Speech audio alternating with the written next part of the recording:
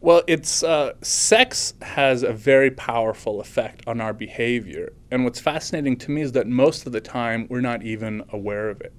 So there are, for instance, two cities in Georgia, Columbus and Macon.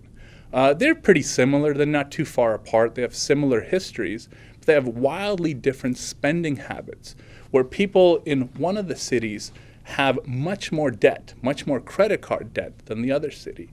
And it turns out there's also another difference between the city, and that's the ratio of men to women in those cities, where the city that's in more debt has a scarcity of women, lots of guys and few women. And if you look at animal behavior, sex ratio, the ratio of males to females, has huge effects on how animals compete, how aggressive they are. There's a scarcity of females, for instance, males get violent.